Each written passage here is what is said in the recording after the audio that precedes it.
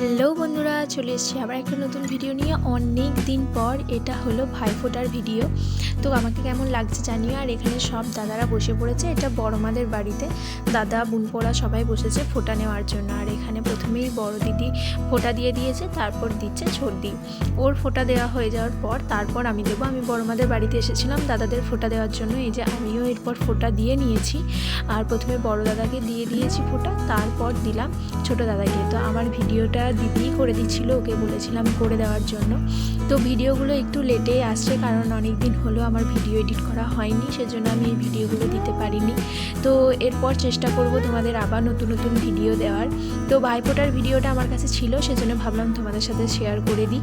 তো বড়মাদের বাড়িতে ফোঁটা দেওয়া হয়ে যাওয়ার পর আমি চলে এসেছিলাম আমাদের বাড়িতে। দাদা ছিল, তো দাদাকে আর ভাই ছিল, তো দুটো ভাই আর আমার দাদাকে ফোঁটা দিতে বসে পড়েছি। আর এইখানে দেখো দিদি আমার ভিডিও কি করবে, ওরা গল্প করতেই ব্যস্ত। তো কোনো রকমে যাই হোক আমার একটা ভিডিও করে দিয়েছে। তো যেমনই ভিডিওটা করুক এটাই থাকবে আমার কাছে, তো সেই জন্য আমি এটাই পোস্ট করছি। কিছু করার নেই, কারণ আমার কাছে আর ভিডিও নেই। আর এই যে আমাদের সব থেকে ছোট্ট ভাই, ওকেও আমি ফোঁটা দিয়ে দিয়েছি। আর ওদের থেকেও আমি ফোঁটা নিচ্ছিলাম, তো ভাইদের কাছ থেকে ফোঁটা নিয়ে নিয়েছি। তারপর খাওয়া দাওয়া করে ঘুমিয়ে পড়েছিলাম একটু। তারপর সন্ধ্যের দিকে এই যে বাবা আবার স্যাও করতে বসেছে, কারণ এগুলো পুজোর সময় করেছিল। তারপর রামকৃষ্ণর এত পছন্দ হয়েছিল যে সে বলেছিল আবার এগুলো করে দেওয়ার জন্য, তো সেজন্য ওর জন্যই করছিল বাবা এগুলো। আর এদিকে কালী মন্দিরে দেখছি কালী ঠাকুরটাও আজ বিসর্জন হবে, সেজন্য আমরা দেখতে এসেছিলাম।